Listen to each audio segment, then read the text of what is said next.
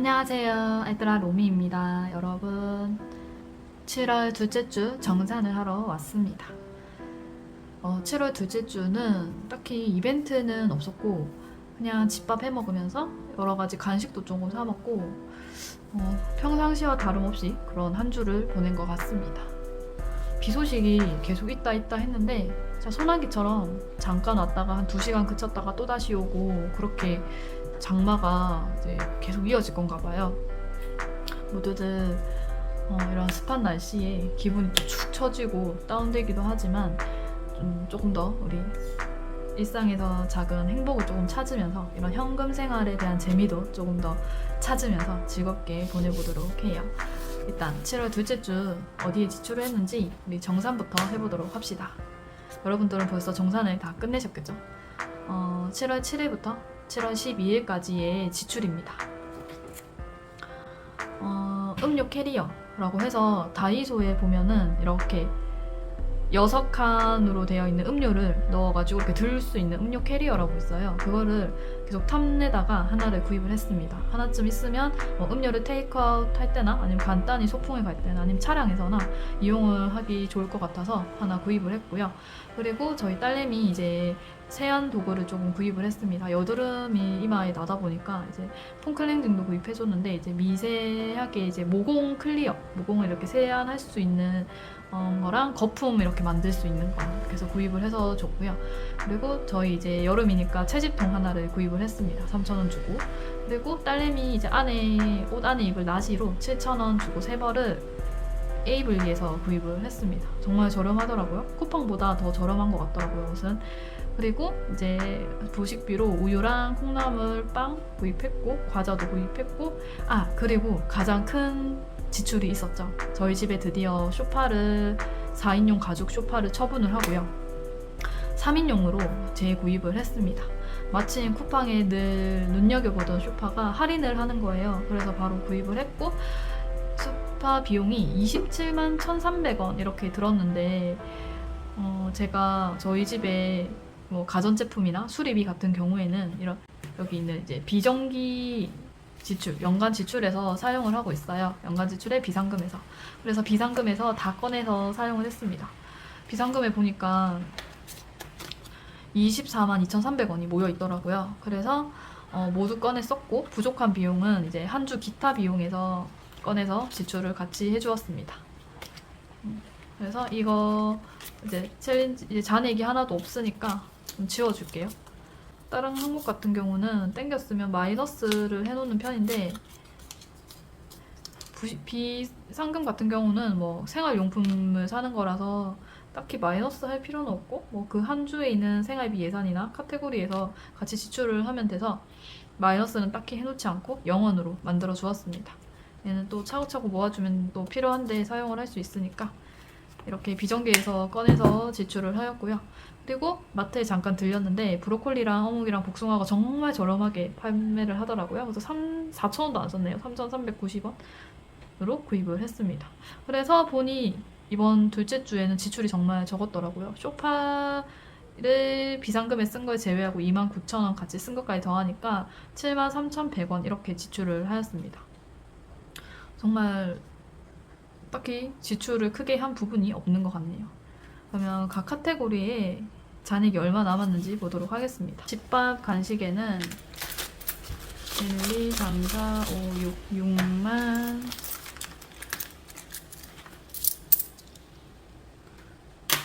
900원 6,900원이 아니죠. 6,900원이 남았고요. 배달 외식비는 지출 없이 5만원. 그리고 생활 비용에는 1, 2, 3, 4, 5,000원 남았습니다. 그리고 병원 약재도 지출 없이 2만원. 그리고 기타 예비 비용에서는 쇼파 비용 지출하고 13만 5,900원 남았습니다. 18만원에서 진짜 잔액 얼마 안 쓰니까 많이 남았습니다. 그러면 일단 900원은 저축을 해주도록 할게요. 당전 저축 900원 해주고 그러면 13만 5천원. 와, 이번 주 저축할 수 있는 금액이 많네요. 만원짜리도 많고 좀 부자가 된 것 같은. 그러면 여름방학이 이제 얼마 남지 않았기 때문에 5만원을 한번 채워줘 볼까요? 여름방학 거금 5만원을 그대로 한번 넣어줘 보겠습니다. 신사임당 속지에 신사임당 한 장을 넣어주면 됩니다.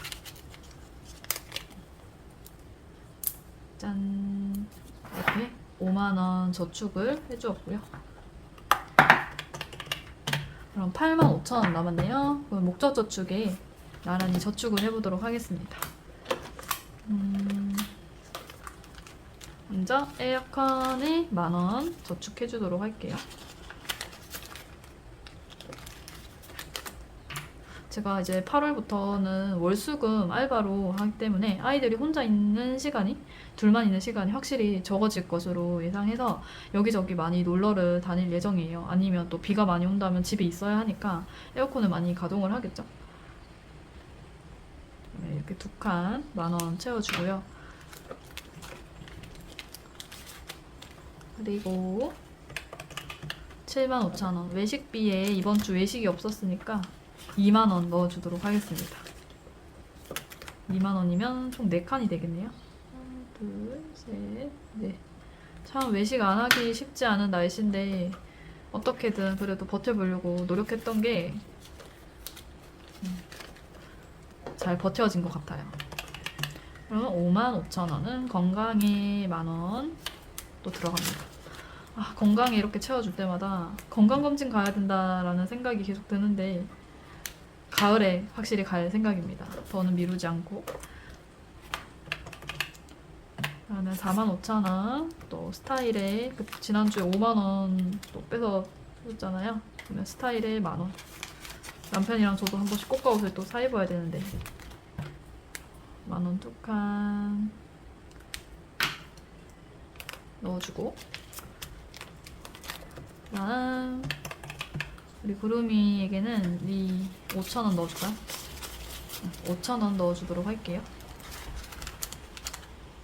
우리 구름이는 5,000원 한 칸 넣어줬고, 그러면 3만원 남았네요. 오늘 아이들에게 오랜만에 만원을 넣어주겠습니다. 아이들 저축도 정말 오랜만에 하는 것 같아요. 아이들 저축은 이거 말고도 아이들 개인 통장에 10만원씩, 매월 10만원씩 저축을 해주고 있거든요. 따로 모아주고 있는 고정적인 저축이라고 보시면 되겠고, 이거는 아이들에게 필요한 일이 생길 경우를 대비해서 모아주는 겁니다. 그럼 2만원 남았네요. 2만원은 여행에 넣어주도록 하겠습니다. 제가 이제 알바로 바뀌었기 때문에 여행을 갈 수 있게 되었습니다. 돈을 좀 덜 버는 대신 이제 여유를 조금 더 즐길 수 있고 가족들과 시간을 보낼 수 있는 삶이 되지 않을까 싶습니다. 이렇게 가득 잔액으로 저축 완료해줬고요. 매번 정산하고 이렇게 저축할 때마다 금액이 작을 때도 있고 큰 금액이 이제 저축이 될 때도 있는데 그때그때 상황마다 다르겠지만 늘 재미도 있고 기분도 상당히 좋습니다. 그러면 둘째 주에 있었던 부수입을 가지고 와보도록 할게요. 둘째 주 부수입은요, 총 53,000원을 가지고 왔습니다. 53,000원인데 이 중에 가장 큰 비중을 차지하는 건 뭐니 해도 풍차익은 만기 이자가 또 들어왔습니다. 한 3만 몇천 원 정도 들어왔고요. 나머지는 이제 포인트나 여러 가지 이자나 캐시백이나 지역화폐 캐시백 이런 부분이 있었던 것 같아요. 그래서 53,000원 부수입 저축을 해주도록 하겠습니다. 저는 이제 1년 저축에 부수입을 1년 동안 모으고 있어요, 따로. 벌써 작년 11월부터 시작했죠, 제가. 12월부터 했네요. 12월부터 시작을 해서 벌써 7월입니다. 7월 둘째 주에 53,000원 기록해줄게요. 그러면 지난주에 들어있던 19,000원과 합쳐주면 됩니다. 쉽죠? 이렇게 합쳐주면 이제 금액이 조금 커지면 한 셋째 주, 넷째 주나 마지막 주에 파킹 통장으로 조금 이동을 해준답니다. 이렇게 저축을 완료를 해주었고요. 과연 1년 동안 모으면 얼마가 모일지 기대가 됩니다. 한번 시작을 하면 끝을 봐야 하는, 그쵸? 여러분도 이렇게 목표나 아니면 조금 나에게 약간 뭐라 해야 되지? 꽁돈 한번 모아보면 또 재밌을 것 같고, 한번 이제 뭐 고정 수입이나 이런 부분이 아니라 갑자기 나에게 생긴 돈에 대해서는 금방 써버려야 될 것 같고, 그동안 갖고 싶었던 걸 사야 될 것 같고, 그런 기분이 조금 들잖아요. 그럴 때 이렇게 따로 모아서 얼마나 쌓이는지 보는 것도 상당히 재미가 있습니다. 그러면 이제 마지막으로 새로운 7월 셋째 주 예산 채워줘 보도록 할게요. 셋째 주 예산 이렇게 가지고 오고요. 저는 늘 똑같은 18만원으로 예산을 채워줄 겁니다. 18만원. 그런 거 있잖아요. 이제 한 달 동안 어디에 지출을 할지 금액을 정해놓고 그 외에 모든 금액들은 저축을 하는 겁니다. 저희 집도 고정 지출과 이렇게 변동 지출을 제외한 금액들은 모두 저축으로 들어가고 있어요. 그래서 이제 저축을 꾸준히 할 수 있게 되는 것 같고, 또 쌓이는 저축 금액을 보면 열심히 예산 안에서 쓰려고 아둥바둥 사라지는 것 같습니다. 이번 주 예산도 18만원으로 시작을 할 거고요. 셋째 주기 때문에 7월 13일부터 18일까지 이렇게 되겠네요. 6일 동안 13, 14, 15, 16, 17, 18 이렇게 18일 동안 지출을 할 예정이고요. 카테고리 예산은 늘 똑같습니다. 이게 습관이라는 게 저는 가장 중요하다고 생각을 하거든요. 예산이 늘 변동이 돼버리면 좀 어려운 것 같아요. 저는 9만원, 집밥에 9만원, 배달 외식에는 5만원. 이번 주는 남편 생일이 있어요. 그래서 외식비도 아마 지출이 좀 되지 않을까 싶습니다. 그리고 생활비는 2만원. 남편 생일에 대한 지출은 목적저축에 제가 따로 모아둔 부분이 있잖아요. 그래서 크게 집 한 주 예산에서는 지출이 없지 않을까? 그러면 18만원 모두 채워주었고요. 기타 예비비도 아직은 한 67,000원 정도 남아있네요. 그럼 목적저축에 남편 생일을 위해 모아줬던 걸 한번 가지고 와보도록 할까요? 생일 챌린지를 잠깐 빼와서 제일 앞쪽에 끼워두도록 하겠습니다. 생일 챌린지에 모아두었던 10만원을 이렇게 10만원을 지출할 예정입니다. 아마 여기에서 5만원 정도는 남편 생일 용돈으로 줄 것 같고, 한 5만원 정도는 그냥 맛있는 걸 사먹지 않을까 싶습니다.